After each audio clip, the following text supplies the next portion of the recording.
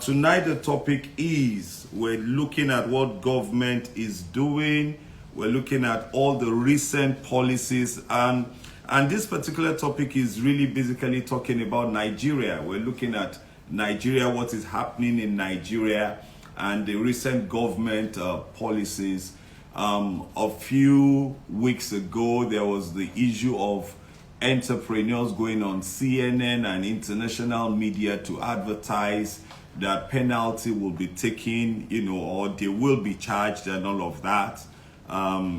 Thank you, sir. Welcome, sir. Oluwole Kuteye. Welcome, sir. Good evening, sir. So we have different policies coming up. The government is coming up with that. In the last week as well, some online investment companies have been declared illegal by the Security and Exchange Commission. These platforms, they are fintech companies that have actually empowered Nigerians to buy international stock and trade in international stock. And those companies have been declared illegal by the Security and Exchange Commission as well. And then recently, a few months back, there was also this shutdown about, any account associated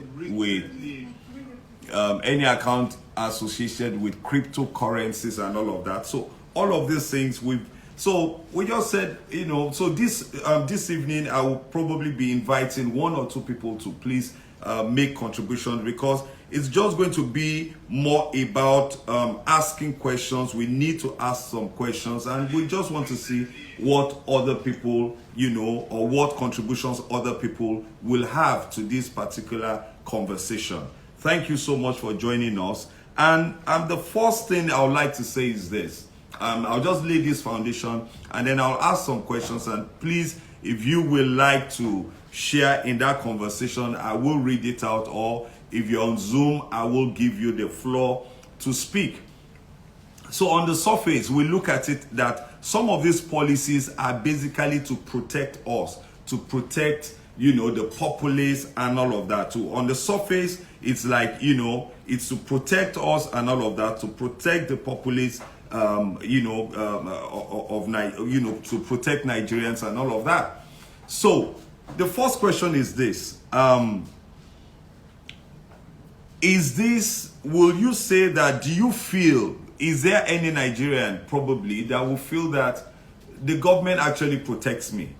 Is there any Nigerian that, you will actually look at yourself and say, you know what, I know the government is doing this for my good. So I will leave the floor open. Do you think your government protects you? Do you think your government protects you? Because some of these things, you look at it that are these laws to protect me? Are these laws helping me?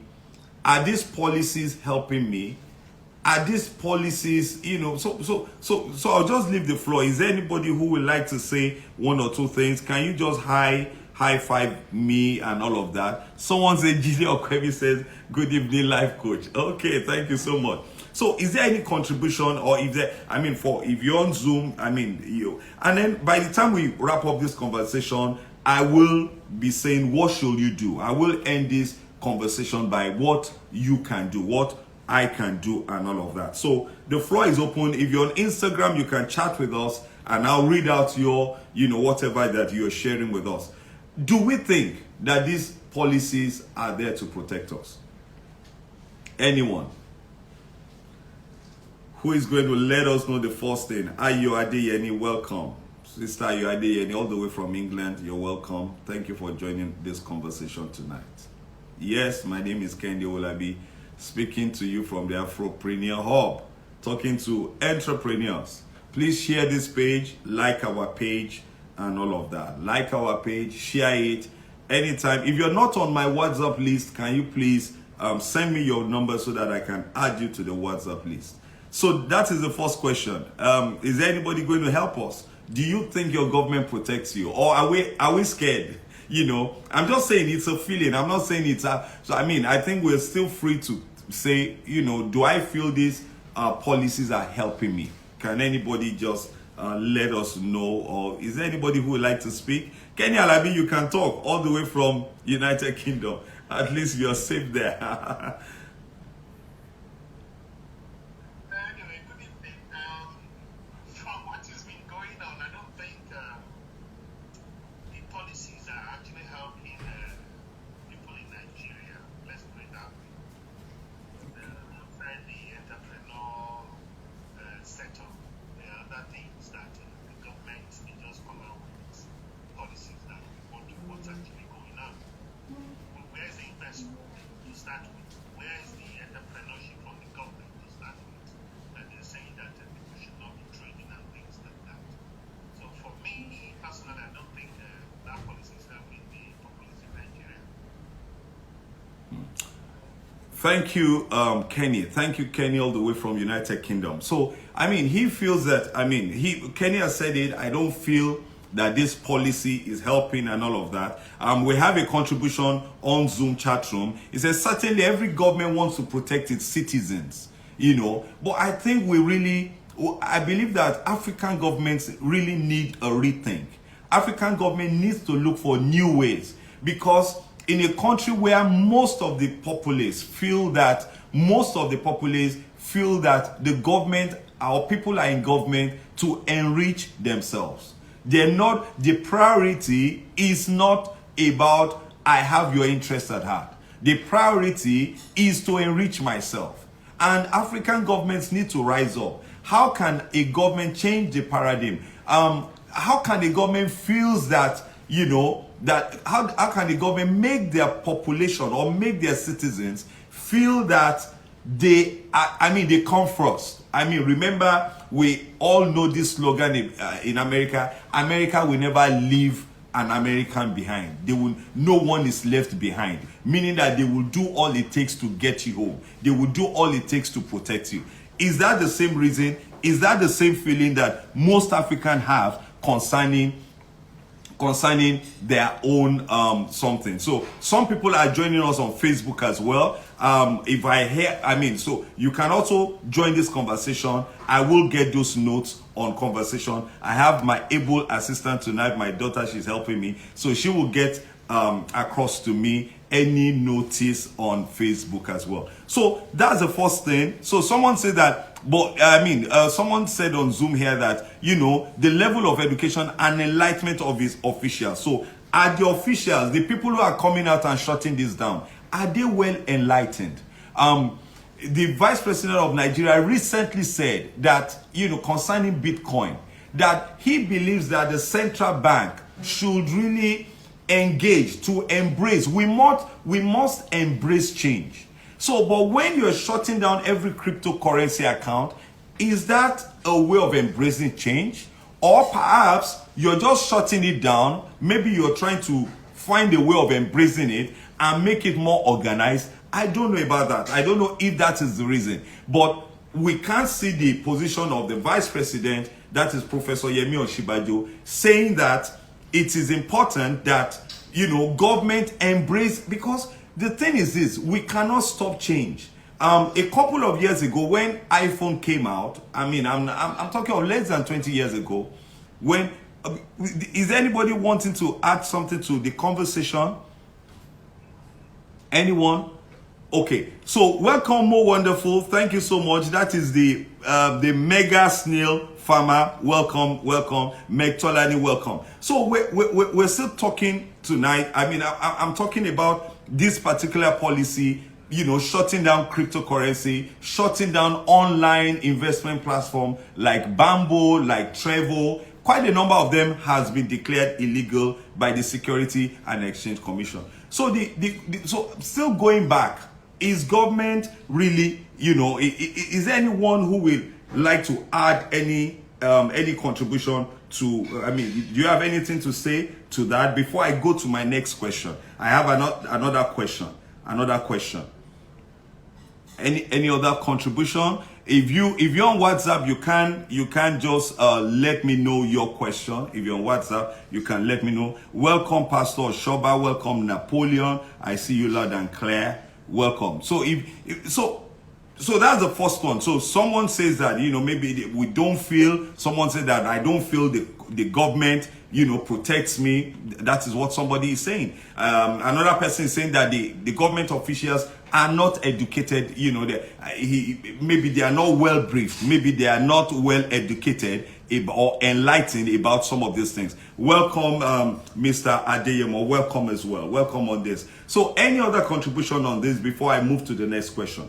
The next question I'll say this, and if you have any contribution, please feel free to go to the chat room and then let me know. And then if you like to speak, I will yield the floor to you. So the second thing I would like to also say on this matter is this. Are these laws, because when the Security and Exchange Commission came out, they quoted some laws. And my question is this. Are these laws, are they updated? Are these laws aware of the new realities? You can make a law. Imagine you making a law before the age of mobile phones. Imagine a law that has not been updated in the last 20, 30 years. Is the law relevant? Is the law relevant? The laws we are quoting here, are they addressing the present day realities? Because, for any one of us who is really, really up to date, you will find out that a lot of things have changed. So if you're quoting a law that was probably made 15 years, 20 years ago, I did not check or I did not research when that law they quoted was actually formulated or when it became law. But I'm still saying, so that's the question. Are these law relevant? So I'll yield the floor. Anyone contribution on that? When government makes policies like this, the law they are quoting, are those laws relevant? Are those laws aware of present day reality? And this is a call to action for a lot of African governments. A lot of African governments really need to check that the laws I'm talking about, are they aware of present realities of things? So is there any contribution on that? Do we think our laws are up to date? Do we think we need change in law? I'll yield the floor. You like to talk, I'll yield to floor. You can just unmute yourself and then, you have the floor. Do we think some of the laws being quoted, are they relevant? Do they address present day realities? Waiting. Okay, Mo Snail Farm just joined us. Welcome. Kissy, welcome. Yes, I'm waiting. Please chat. You can engage. I don't want to come here tonight and just tell you this is what and what. Although I'll be closing this session by telling us what I believe we can do. I'll close this session. Olalekan Davis, you have any comment on this? Napoleon, you have any comment on this? I'm just waiting for anyone to comment on this. Kissy, welcome. Yes. Anyone? Welcome. Anyone? Okay. All right. So nobody is talking. Okay. Someone says here, thank you so much. Our lawmakers are not thinkers. Wow. That's a great one. So lawmakers are not thinkers. So probably the laws are outdated. Maybe the laws are outdated. But that is a point I want us to take. We need to ask ourselves. Yes, sir. Who wants to talk?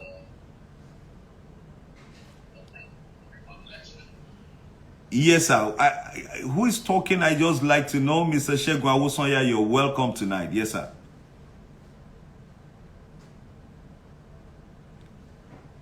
Hello? Can you just increase your volume? I'm not sure of who is talking now.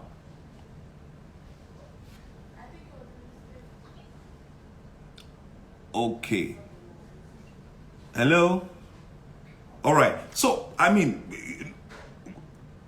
okay, so let me just, go further as well. So the other question is that these laws are probably outdated. They are not, they are not really addressing, present day realities of what is happening in the country. My pastor, good evening, sir. Pastor Shanu, welcome, sir. Welcome, sir. And so the laws are not addressing. Another question for us tonight is this. Some of these policies coming up, the question is this, entrepreneurship. When my business is doing well and I'm courting global audience. And because I go on CNN and I advertise my company, because I want my product to go global, and my company turns around, or my government turns around and say that each time you go to international media, we're going to fine you. Does that help entrepreneurship? Is that a way? Is that a... you need to ask, what is the reason for this particular policy? Is it to help the local media companies? But if it is to help the local media companies, do the local media companies have international reach? I don't know. The local media companies, do they have followers internationally?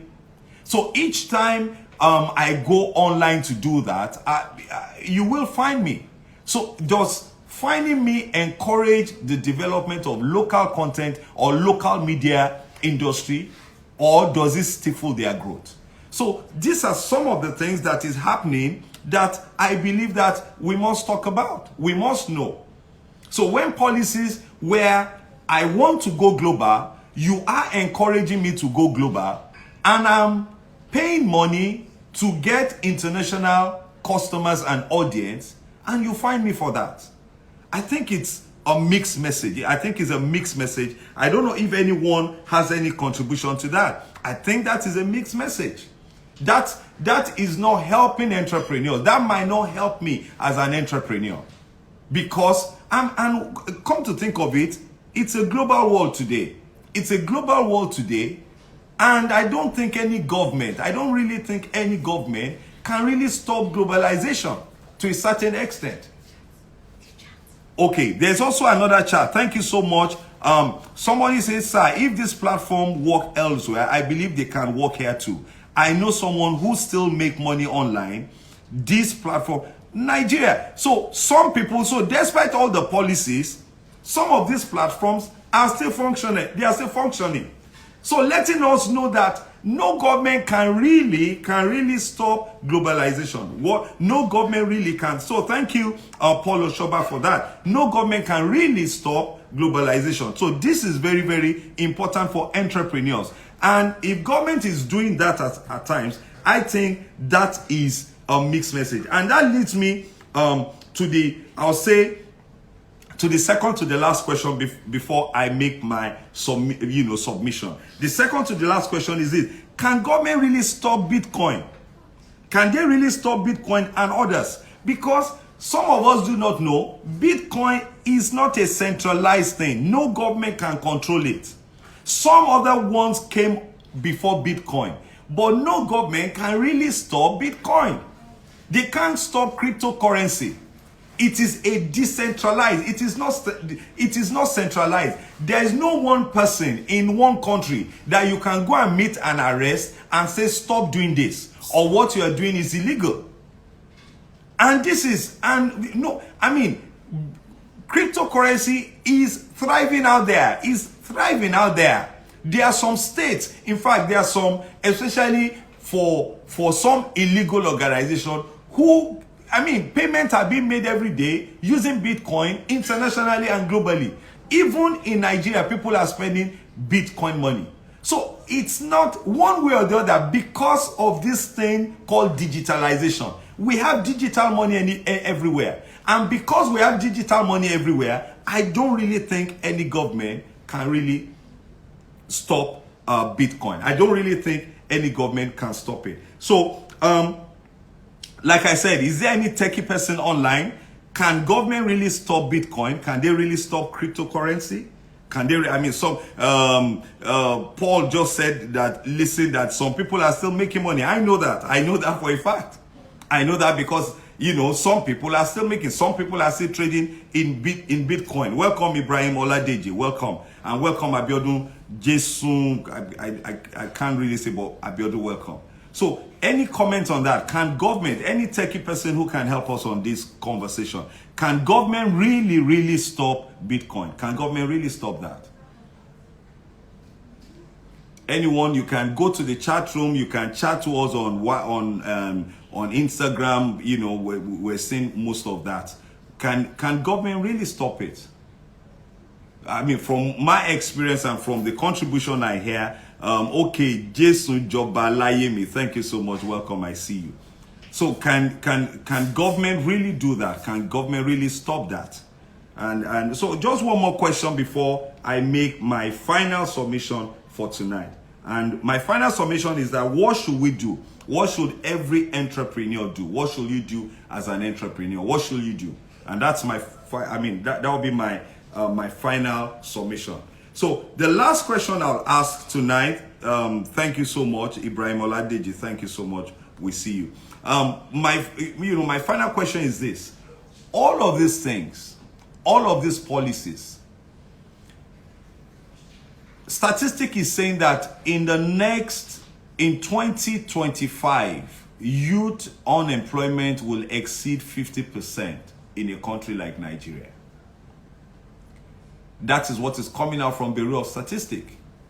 Now the question is this: all these policies don't trade. Who are the people trading more? Or who are the people who understand Bitcoin more, cryptocurrency more? Who are these people? I take it, it's the youth. Who are the people building the fintech organizations? Organizations that are doing all of this. It's the youth. Yes, in terms of international media advertisement, you might say we have companies like Dangote, we have Nigerian banks like the several banks, Access Banks, UBA, United Bank for Africa, that are going to international media. And we have very few private companies who are going to international media. So who is the government helping? Number one, I think these policies, if it is counterproductive, what the government is doing indirectly in Nigeria, remember what I said, if it is counterproductive, I think my assistant is making some, so if these policies are counterproductive, those policies are against the youth. Those policies are what? Against the youth. Ayola, you're welcome. Thank you for joining us. So if most of these policies, and I don't think if they are counterproductive, will not help our youth, will not help youth unemployment. And this is what I believe, that if there's any government officials listening, or if there's any government official who will listen to this, if these policies are counterproductive, remember, underline the word, if they are counterproductive. We've just had one or two fillers and all of that. We've just had one or two comments and all of that. Welcome, Shola, all the way from Livegate. Welcome, sir. And welcome, Solomon's Place. Welcome. So if these policies are counterproductive, they are not going to help the youth. If they are, they will not. And there is a youth problem across the whole of Africa. There's a major youth problem. There's a major youth population across the whole of Africa. And if we have policies that is not embracing innovation, we must seek to understand. We can't just say Bitcoin doesn't work, because it's working. When one of the richest men in the world is investing, I think the amount was something $3 billion in cryptocurrency. If some organizations in the world are taking Bitcoin payment, and your government wants to shut down Bitcoin, I think maybe there are some things they have seen, I don't know, but I think a proper rethink, a proper management needs to happen. A proper management needs to happen. So policies like this will not address the elephant in the room, which is the youth population. The youth population. It will not address it. Before I make my submission, is there anyone who will like to have addition? I love Ibrahim Oladeji.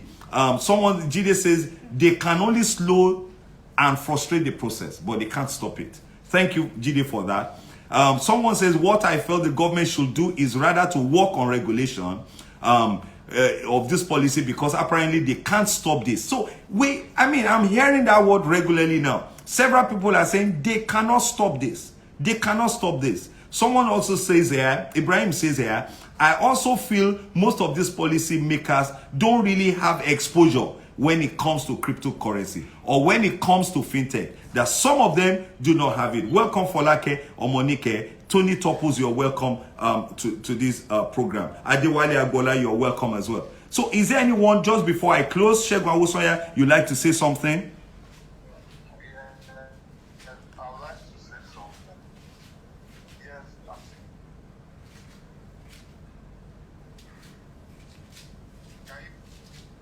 Yes, you're muting and unmuting yourself, Segun. So can you just unmute yourself, Segun? Okay, can you hear me now? Yes, we can hear you loud and clear. Okay, one, I think there's a misconception somewhere. The CBN is not discouraging correct transaction behavior. That I don't think that should be communicated right. Because what they have actually said was that they should not that they don't if not what that cryptocurrency individuals can engage but it will not be done to Nigerian banks. That is what is their first. You know. So even though the policy yes like flat bank and everything, but they have their risk. Because what the trail all this trail of money which is normally associated with money management is not something that you can do, which is what they are fighting against. And I think based on something, okay, like for example, I know that like I think they said that close to $20 billion is within Nigeria money. But meanwhile, the CBN since they don't have access to all of this information, they cannot even put account. I mean, this money, somebody else, to anyone's account. So that's what they're saying. So but even though it might not be a, how would I say, well-functioning policy, and then they are going to do a better job of actually now, I mean, like, different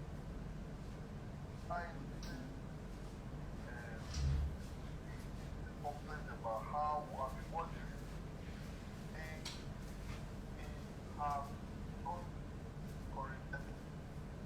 Okay.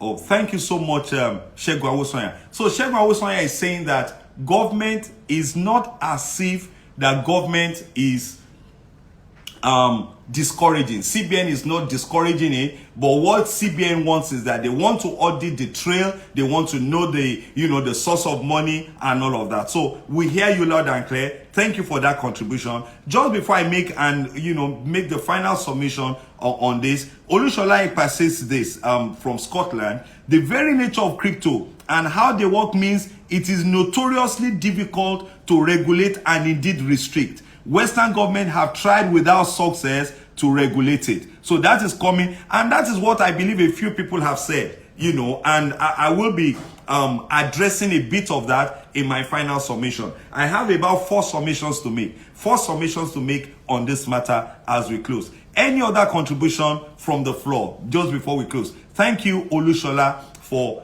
that particular contribution. We hear you loud and clear.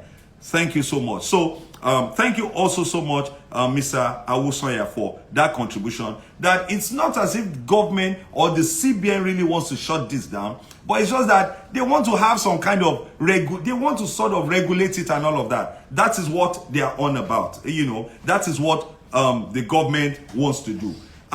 In absence of that, and also because we are almost out of time, I will make 4 submissions on this particular topic.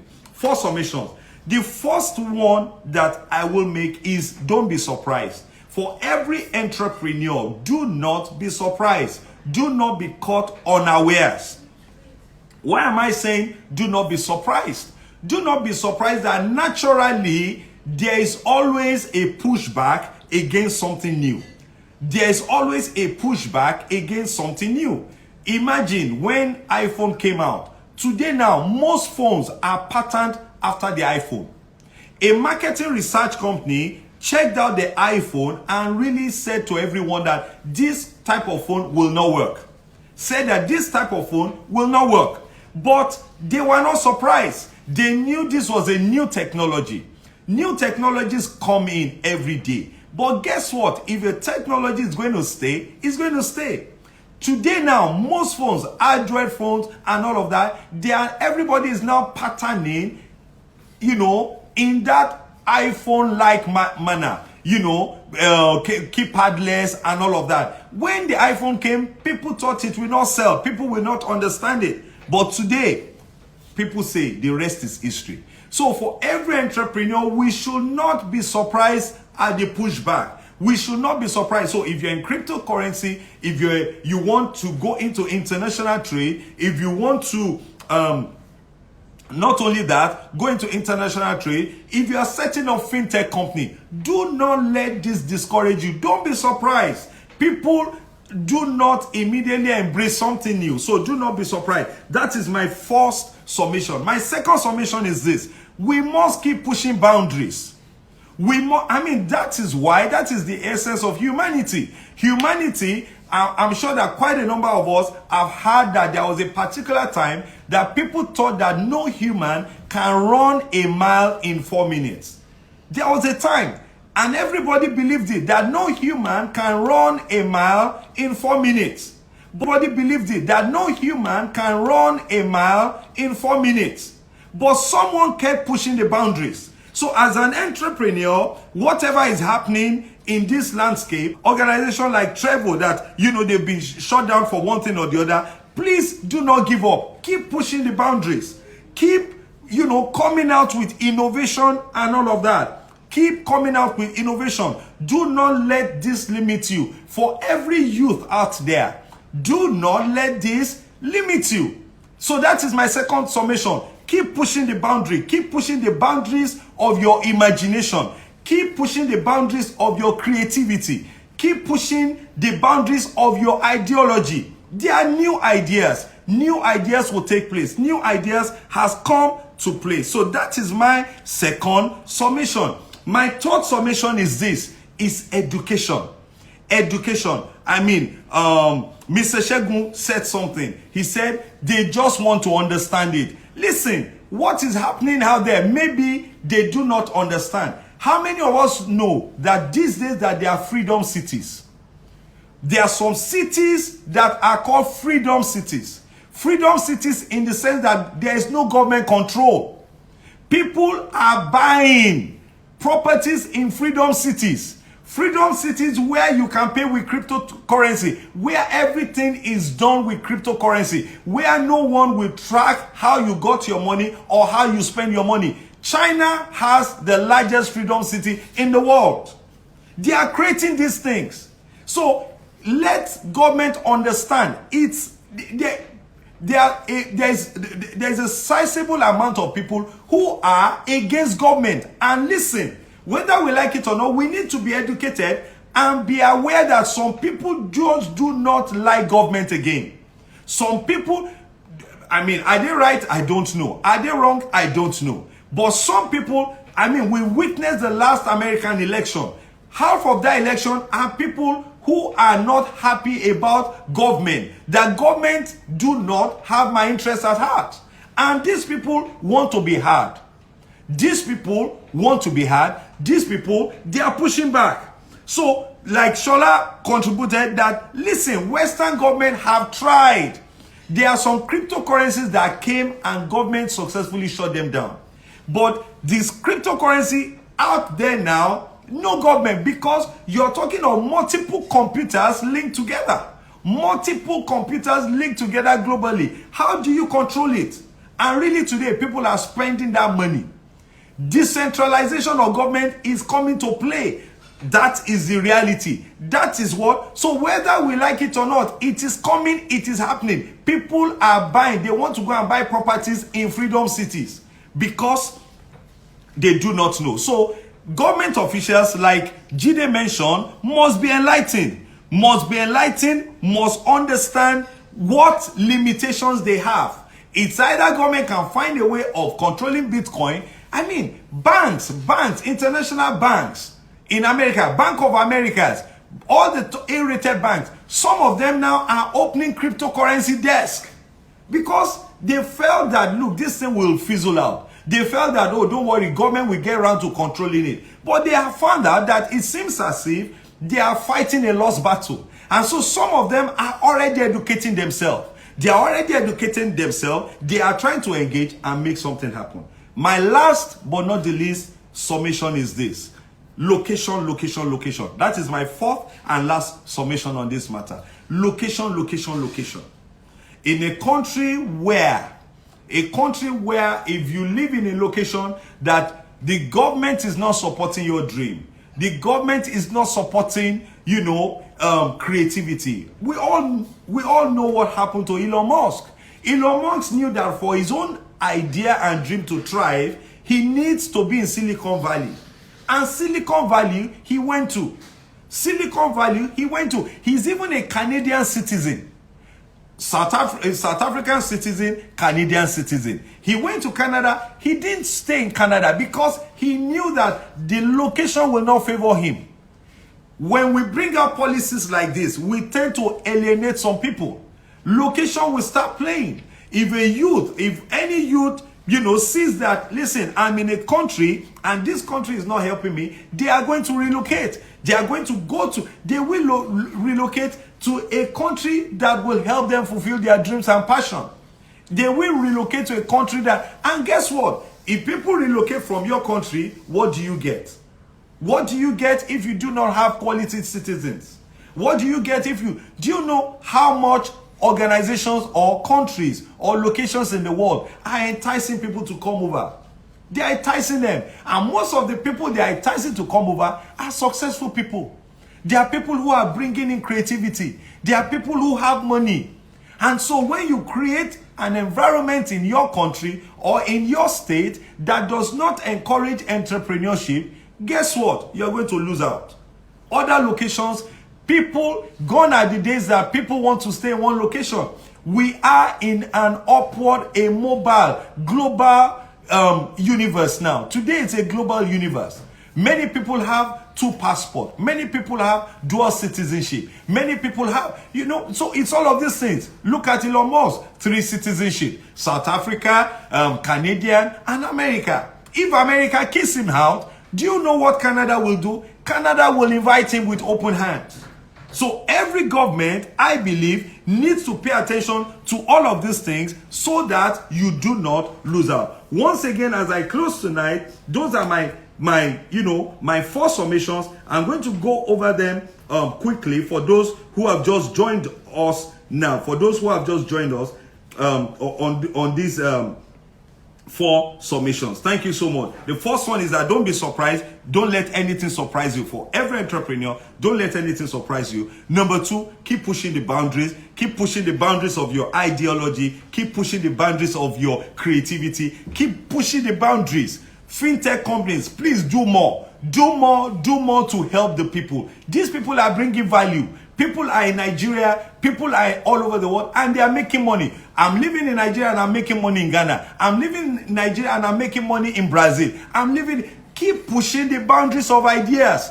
Don't be surprised because people are going to push back at new ways of thinking. 2, keep pushing the boundary. 3, education. For people who are maybe 40s or people in their 50s like myself, someone says, can't hear you anymore. We can't hear you anymore. Olalekan Davis. I don't know. Can you still hear me? Have you lost me?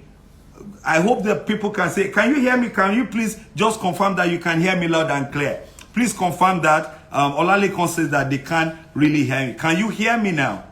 Can you hear me now? Hello, hello, hello. Can you hear me now? I'm just trying to make sure that people can hear me. Okay. Someone said they can hear me. They can hear me. Okay, so maybe it's just the internet. So the 4th one, anyway, we are closing now. The 4th one, like I said, is the 3rd one is education. Someone said you can hear me, sir. Thank you very much. Loud and clear. Thank you very much. Loud and clear. Thank you. So the 3rd one is education. Education, please mute yourself. I think Samuel, you need to mute yourself. We are hearing you loud and clear. So Third one is that educate yourself. Educate yourself about cryptocurrency. Educate yourself about the new development. Educate yourself about new things that are happening all over the world. Educate yourself. Yetilicious, thank you so much. Banak, thank you, sir. Thank you all for all of those contributions. And last but not the least, location. If your location is not helping you, please carry your bags and move to a location where you can thrive. Elon Musk did that. America is celebrating him. South Africa is celebrating him. If he had stayed in South Africa, his dream will never have happened. His dream will never have happened. South Africa will not have praised him. America will not have praised him. But today, he's been celebrated around the world. Am I encouraging anyone? I'm simply saying, your idea, life and purpose is about your idea. Wherever, every location will support. It's not all location that will support your life purpose. And if your life purpose will be supported, I mean, there are a lot of Africans who are making waves, who are doing great and wonderful things internationally and globally. If they had stayed in Africa, they would have killed them. They probably would have, killed their dreams. Am I advocating that everyone should leave Africa to where? No, sir. I'm only saying stay where you believe that your purpose will be fulfilled. Stay where you. I'm here in Africa. I have the opportunity, or I have the right to live. I carry dual citizenship, but I'm thankful because I believe that I'm staying in an environment.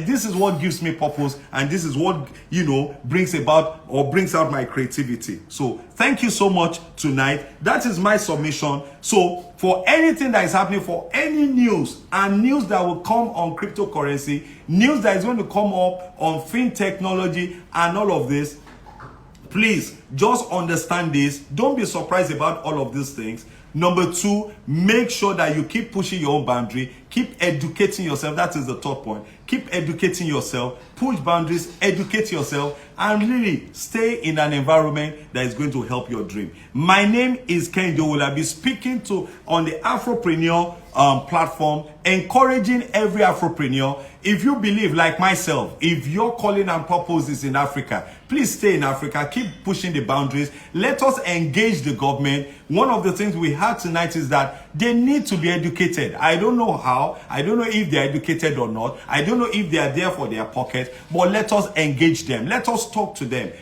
Join platforms like this. Let us continue to make the noise. The noise is getting louder. People are aware about that. The noise is getting louder. Let us increase, let us push back our sphere of influence, because the more people you can affect, the more the noise can get louder. So that we have a government, or we have government policies that supports creativity, that supports ideas, that supports innovation, that supports youth. The youth are a very, very important factor in the economy and in the success of any country. So we have to help the youth, we have to encourage them, and we have to give them an environment that is going to help them very much. My name is Ken Dowell. Welcome tonight. You came late, Kemi Alfonso, but welcome all the same. We are rounding up tonight. Thank you so much. Those 4 submissions will be on the platform, and this video will be on Facebook, uploaded on Instagram. Thank you so much. Ken Dowell is the name, speaking to you from the Afropreneur Hub. This week, for every entrepreneur out there, I wish you all the success. I wish that your dreams come true, and I wish that this is a profitable week, that this week will be a profitable week. God bless you. Thank you so much. Until we meet again next Sunday, time is 8 p.m. Please share, subscribe to our page. Please, if you are not on my WhatsApp list, please send me your number. Send me your number so that I can add you to my WhatsApp list, and then you can get notifications of this. And then you can follow us on Instagram, follow us on our social media pages. God bless you. Stay safe. God bless you. Thank you so much. Good night.